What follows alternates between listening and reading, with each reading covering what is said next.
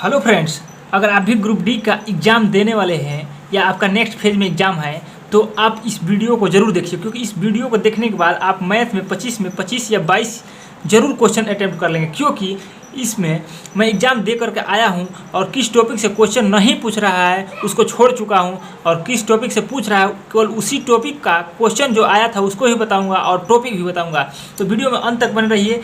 Question जो है बहुत मीडियम क्वालिटी के आ रहे हैं, न कि हार्ड न कि आसान आ रहा है। ठीक, तो क्वेश्चन एकदम मीडियम आ रहा है, आप घबराइए नहीं। क्वेश्चन आप पूरा 25 में 25 अटैम्प्ट करेंगे। क्वेश्चन में कोई जान नहीं है, बस आप अंत तक बने रहिए। देखिए क्वेश्चन का सिलेबस का जो है कुछ टॉपिक छोड़ा गया है, क्योंकि उस टॉपिक से क्वेश्चन नहीं आया था एग्जाम में और इस टॉपिक से ही केवल क्वेश्चन पूछे गए थे। तो मैं बता रहा हूँ, अंत तक देखते रहिए। देखिए ये संख्या पद्धति है, संख्या पद्धति से 2 क्वेश्चन मिले थे मुझको। संख्या पद्धति से 2 क्वेश्चन मिले थे। एक क्वेश्चन था बार वाला जो आते हैं ना, 0.676 था और मल्टीप्लाई था 2.6 पे बार था और इसका मल्टीप्लाई करना था, इस तीनों पे बार था। तो ये क्वेश्चन बहुत आसान था। जो लड़का नहीं पढ़ा है इस टॉपिक को, एक बार केवल कोई वीडियो देख लेगा या किसी टॉपिक से पढ़ लेगा या किसी बुक से, तो उसका ये क्वेश्चन 1 नंबर आपका आँख मूंद के बनने वाला है। तो इस तरह से ही क्वेश्चन आ रहा है। दूसरा क्वेश्चन बताते हैं संख्या पद्धति का। दूसरा क्वेश्चन ये था कि 999 का होल क्यूब करना था। तो अगर आप सिंपल मेथड से करेंगे तो आप एग्जाम में नहीं कर पाएंगे, तो इसलिए इसको 1000 - 1 के होल क्यूब के फॉर्म में तोड़ के अगर आप करेंगे तो आपका 1 नंबर ये भी पक्का हो जाएगा। तो 2 क्वेश्चन इस तरह से आपको नंबर सिस्टम का हम बता दिए, क्योंकि यही क्वेश्चन आया था, सेम क्वेश्चन मैं लिखा हूँ।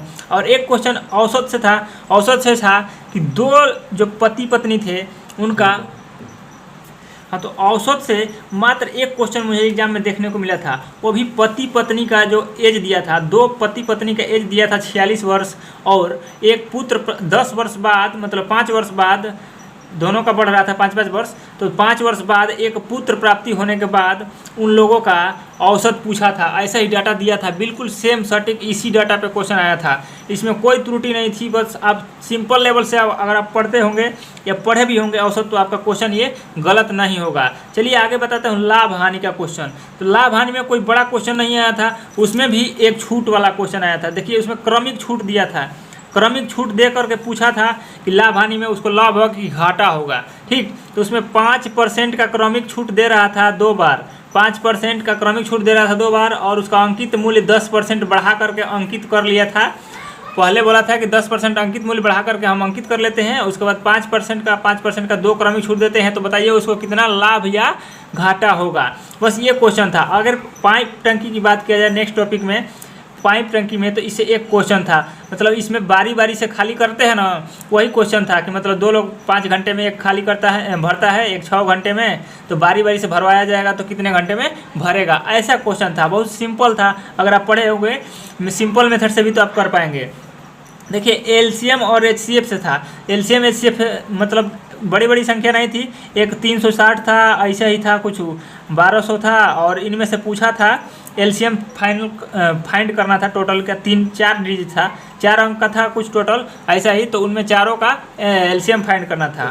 और नेक्स्ट टॉपिक में इसमें एलजेब्रा से भी एक क्वेश्चन था। एलजेब्रा में आपको मैं बता दूं कि एक्स स्क्वायर करके डाटा दिया था बड़ा सा, और सबका 3-4 डाटा था उसमें भी, और उसमें भी उनका एलसीएम ही फाइंड करना था। तो एलसीएम से ही 2 क्वेश्चन थे लगभग। ठीक, क्योंकि एक संख्या में थी और एक एलजेब्रा से थी।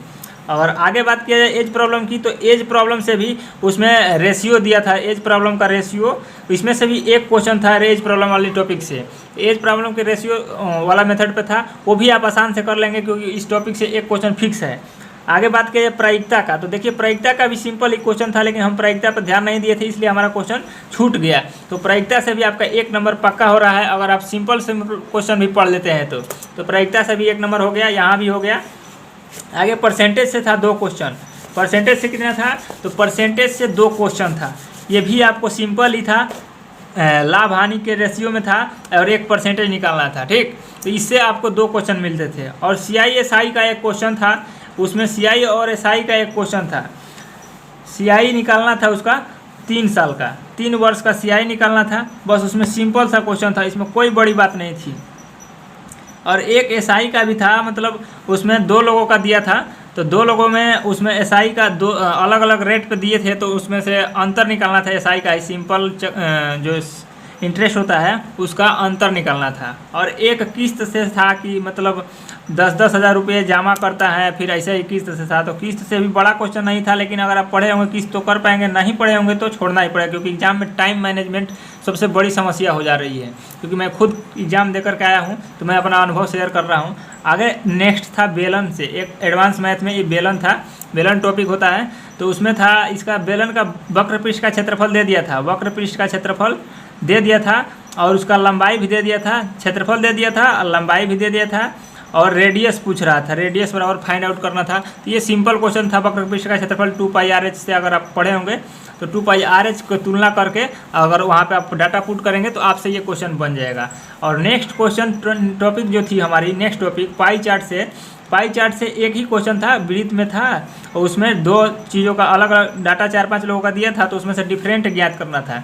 तो इसका पूरा वृत्त का मान जो होता है 100% उसका मान दिया था, और उसके बाद 2 लोगों में, जैसे मान लो ये है ये बी है, तो इनके बीच का डिफरेंट पता करना था, तो 10% निकालना था। तो वो भी आसान क्वेश्चन था। अगर आप पाई चार्ट पढ़े होंगे तो आपसे वो क्वेश्चन बन जाएगा। ग्राफ से भी ये क्वेश्चन था, ये डंटा वाला नहीं होता है, छोटा छोटा बड़ा वाला डंटा, तो इसमें से एवरेज निकालना था। ये ग्राफ वालों का एवरेज निकालना था, क्योंकि ये भी क्वेश्चन आसान है। देखिए नंबर जो है 25 मैथ के क्वेश्चन में आप 25 नंबर ले सकते हैं, अगर थोड़ा सा भी ध्यान दे दिए आप प्रायिकता पे और किस्त पे। तो ये सब टॉपिक सब आसान क्वेश्चन आए थे, बड़ा कोई क्वेश्चन नहीं था। एक समानुपात अनुपात से था, उसमें पूछा था नेक्स्ट में कौन सी संख्या आएगी, तो वो अनुपात समानुपात के हिसाब से ही निकल रहा था। X/Y, अगर आगे फिर होता है ना Y/Z, तो उस टाइप से निकल रहा था वहाँ पे। और एक बीजगणित से क्वेश्चन था, जो कि मुझे प्रेजेंट ऑफ माइंड सही नहीं होने के कारण उसको छोड़ना पड़ा, क्योंकि मैं कैलकुलेट कर रहा था तो आंसर मुझसे नहीं आया, क्योंकि AQ - BQ पे था। तो ऊपर AQ - BQ लिखा था, नीचे A² - AB + B² के फॉर्म में था। तो मैं ऊपर भी इसको खोल रहा था तो A + B हो रहा था, और नीचे A² - AB + B² हो रहा था, और नीचे से ऊपर वाले को कटा दिए थे इसे इसको, और A + B हमको जोड़ना चाहिए। तो हम क्या कर रहे थे, जो डाटा दिया था AQ - BQ हम उसी को जोड़िए घटा रहे थे। इसके वजह से हमारा आंसर नहीं आ रहा था। तो इसको प्रेजेंट ऑफ माइंड हम ज़्यादा तेज़ चला रहे थे, इसलिए छूट गया। तो ये क्वेश्चन अगर आप सिंपल दिमाग, परीक्षा में दिमाग ठंडा रखना बहुत ज़रूरी है, क्योंकि मेरा क्वेश्चन आता हुआ छूटा है ये क्वेश्चन, क्योंकि मैं इसको कर पाता हूँ अभी भी, पहले भी कर पाता था। ऐसा क्वेश्चन छूटने से नंबर मतलब कम हो जाते हैं। और ये देखिए बहुलक माध्य और माध्यिका जो है, हाँ एलसीएम जो बताए थे ना, एलसीएम एलजेब्रा में वही है, एलजेब्रा वाला। तो वही एलजेब्रा में भी एक एलसीएम आया था, x² करके देगा कुछ संख्याओं के साथ, सबका एलसीएम लेना होगा। तो उसमें भी आपको आसानी क्वेश्चन मिला था। और नेक्स्ट टॉपिक था बहुलक माध्य माध्यिका। तो देखिए इसमें एक आपको डाटा दे दिया था 1 3 5 7 ऐसे करके, मतलब डाटा 10 संख्या थी उसमें।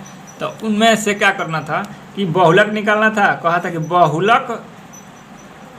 बहुलक और माध्यिका का अंतर ज्ञात करो।